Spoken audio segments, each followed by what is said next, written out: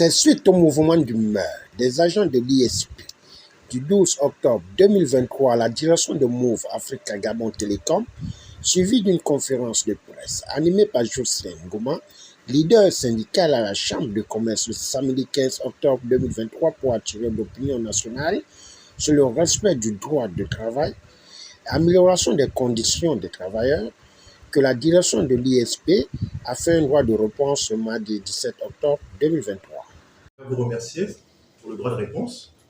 Vous savez, de base, nous pensons déjà que la société doit être... nous n'aimons pas le culte de la personnalité. Voilà pourquoi nous avons mis un temps à répondre aux médias. C'était aussi pour permettre déjà de voir en interne comment on pouvait régler cette situation. Malheureusement, face à la détermination des agents, nous avons dû également exercer ce droit de réponse. Bon, il faut dire qu'il nous est reproché plusieurs choses, à commencer par un maintien des agents en situation précaire dans des contrats de longue durée. Voilà, donc je tiens d'abord pour ce point à préciser que nous sommes une société d'emploi temporaire. Et dans ce cadre, nous avons différents types de contrats en fonction des partenaires avec qui nous travaillons.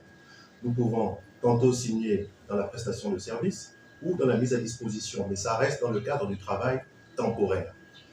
Partant de là, il nous est impossible à nous, sachant que nous signons des contrats de prestation qui sont maximum d'une durée de 12 mois, renouvelables. Donc ça dépend, on peut arrêter ou renouveler le contrat.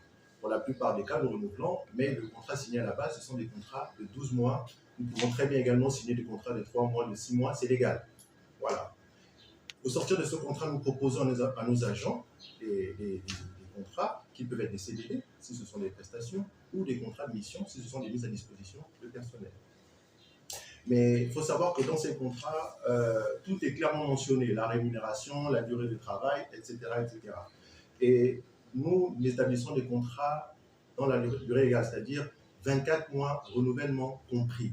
Au sortir de là, l'agent se voit délivrer un certificat de travail et son solde de tout compte est payé, comme je l'ai dit déjà aux confrères qui sont passés. Donc, à ce moment-là, cet agent n'appartient plus à la société Intérim Service. Il est remis à disposition. Mais une fois encore, je tiens à dire qu'il se trouve que dans le pays, malheureusement, lorsqu'on est remis à disposition, il se peut qu'on ne trouve pas de travail. Au bout de 2 mois, 3 mois, cet agent ne trouvant pas de travail sur la place, revient cogner à notre porte. Alors là, vu que rien ne l'interdit par la loi, nous reprenons les mêmes. Donc, il y a une confusion qui se fait.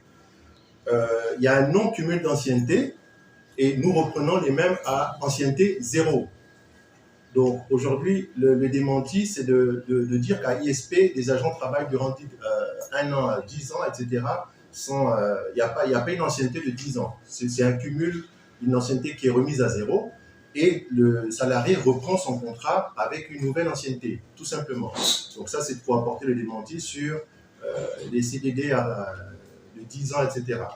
Jean-Pierre Cédric Ndinga, responsable de ISP, a fixé le cap en éclairant la position de la structure qui ne cesse de se conformer pour le bien-être social en respectant le droit du travail selon les normes administratives. Ensuite, nous avons tout le reste qui est déclaration CNSS, déclaration CLABS, qui sont des informations mensongères, dans la mesure où nous détenons sous les yeux des attestations pour soumission NAMGS et CNSS, datant pour la première du 18 août 2023, pour la deuxième du 10 août 2023. Donc, ces documents-là ont été fournis à nos partenaires qui prouvent notre mise à jour au niveau social. Et je tiens à rajouter que ces agents grévistes, pour la plupart, touchent ici des allocations rentrée scolaire. Donc, allez-y savoir comment les agents non déclarés perçoivent des allocations rentrée scolaire. Nous avons surligné en bleu le nom de ceux que nous avons pu localiser dans les médias. Ils ont ensuite des allocations familiales, ok, qui sont ici avec nous, que nous pouvons prouver et attester. Ces agents grévistes disent que nous avons été fermés à la négociation, alors qu'il est très faux. Nous avons rédigé un courrier, voilà, pour inviter, voilà, en réponse à leur demande, ce courrier a été adressé et vous avez vu, vous avez les décharges ici. Au sortir de là, nous avons bien rencontré, nous avons sorti un PV, un procès verbal du collectif, Et sur ce procès verbal, il était question qu'ils nous reviennent avec plusieurs points, à savoir la prétention salariale à laquelle ils prétendaient. Ça veut dire qu'ils devaient nous sortir une grille salariale, nous déterminant les montants pour que nous puissions rentrer en contact avec nos partenaires afin de savoir si c'était possible ou pas. Dire que la société Intérim Service paye des salaires qui ne sont pas conformes à ce qui se fait en République gabonaise, ce serait faux, parce que nous ne payons pas en dessous du SMIC. Le SMIC, c'est 150 000 francs net à payer. Et tous les salariés présents à Intérim Service touchent le SMIC. Par contre, on peut très bien dire qu'on peut améliorer les conditions, mais cela ne dépend pas de nous. Ça dépend des partenariats, des contrats que nous signons avec nos différents partenaires. Aujourd'hui, se pose le problème de la précarité dans les salaires, mais vous pouvez embaucher un agent commercial et vous avez un ingénieur qui n'a pas trouvé de travail qui prétend à ce poste. Donc, que devons-nous faire? Leur dire de ne pas postuler parce que ce sont des emplois trop qualifiés? Voyant la crise sociale liée au chômage? Non. Nous prenons tout le monde, mais ici, le montant proposé, c'est en fonction de la grille du poste. Je prends un exemple simple. Nous allons prendre une femme de ménage, un poste de 150 000. Il se peut que des gens à la recherche d'emploi, ayant bac plus 4, puissent vouloir postuler. À ce moment-là, nous les prenons malgré tout, en leur disant ceci, c'est un contrat de court moyen terme. Si vous trouvez mieux, vous pouvez partir. Parce que la flexibilité qu'offre le travail temporaire, c'est non seulement pour l'agent, mais également pour l'employeur. Donc, c'est une flexibilité parce qu'on se dit déjà, l'emploi il est fixé 150, 180, 200 000. Quelqu'un qui a un bac plus 5 peut trouver mieux au bout de 3 mois, au bout de 4 mois, au bout de 5 mois. Donc, c'est aussi une façon de préserver la liberté des employeurs, de leur permettre, des employés, de leur permettre d'aller dans une société sans avoir un préavis qui est très long ou encore payer des indemnités pour séparation à l'employeur. C'est une flexibilité qui est accordée pour favoriser les deux, que ce soit l'employeur ou l'employé. Donc ça, c'est pour, en ce qui concerne les emplois de CDD. Après, vous avez quoi? Tout ce qui est heures supplémentaires, ils sont payés, c'est vérifiable. Tout ce qui est assurance en cas de maladie professionnelle, c'est pris en compte. Nous avons des preuves et nous sommes ouverts au débat. L'idée ici n'est pas de rentrer dans une bataille médiatique, etc. C'est de dire à ces agents que nous sommes ouverts au débat. Par contre, nous ne pouvons pas leur promettre ce que nous ne pouvons pas obtenir non plus. C'est une agence d'emploi temporaire et je pense que la principale revendication, c'est d'avoir des CDI. Mais pour un CDI, ça va être difficile parce que nous-mêmes, nous avons des contrats de court et moyen terme. Pour sortir de là, tous les documents sont conformes, les certificats de travail sont établis, mais je pense que ce qu'il faut qu'ils comprennent, c'est bien du travail temporaire. Voilà. Également dans les médias que ces employés sont licenciés. C'est faux, parce que vous savez que nous sommes soumis à une concurrence. Ça veut dire que pendant qu'il y a une grève, le client doit continuer de fonctionner. Nous sommes une société de travail temporaire. Nous embauchons des journaliers pour pallier au manque de ceux qui sont en grève. Mais jusqu'à aujourd'hui, il y a des gens qui étaient en grève qui se retrouvent à leur poste.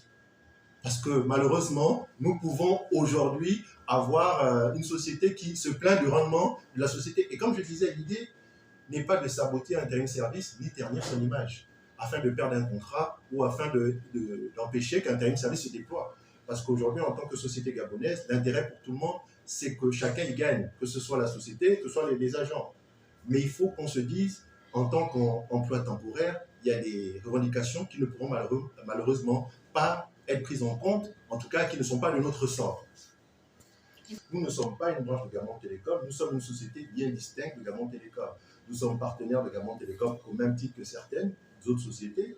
Et nous avons d'autres clients, justement, dont les employés ne font aucune manifestation. Simplement parce qu'ils ont compris le sens du travail temporaire, qui a la grande confusion des agents mis à disposition chez Gabon Télécom. Il faut d'abord comprendre que le CTRI, ce sont des Gabonais. Le CTRI n'est du côté ni des employés, ni des employeurs. Le CTRI est venu refonder le système. L'idée, c'est que tous les Gabonais avancent en confiance et essayent de travailler de façon honnête et de bonne foi. C'est ce que nous faisons. Mais nous, en tant que société de travail temporaire, nous offrons ce que nous permet selon la loi. Okay? Et ça donne l'impression d'un sabotage dans les règles. Parce qu'aujourd'hui, des employés grévistes qui savent qu'ils sont employés Intérim Service, qui ont des contrats Intérim Service, nous ne comprenons pas pourquoi ils font grève au niveau de Gabon Télécom. Ils auraient dû venir chez nous. Et surtout, on veut bien, on comprend, il peut y avoir des frustrations liées au problème de chômage, etc. Mais c'est la manière. Dire que nous sommes fermés au dialogue, c'est faux parce que nous avons des preuves. Dire que nous ne sommes pas à jour, c'est faux parce que nous avons des preuves. Dire qu'ils ne cotisent pas, c'est faux. Donc, je veux dire, partant de tous ces éléments-là, ça donne l'impression d'un sabotage et surtout donne l'impression qu'ils ont la volonté de ternir l'image. Et aujourd'hui, sachant que nous ne sommes pas représentés qu'à Gabon Télécom, il faut que face à nos clients, nous leur disons que nous sommes une société en règle et nous continuerons de l'être, et surtout que ces revendications, au lieu de se mettre sur la place publique, pourraient se faire autour d'une table, tout simplement. Par contre, comme je l'ai dit et je vais le redire, la plus belle femme du monde ne peut donner que ce qu'elle a.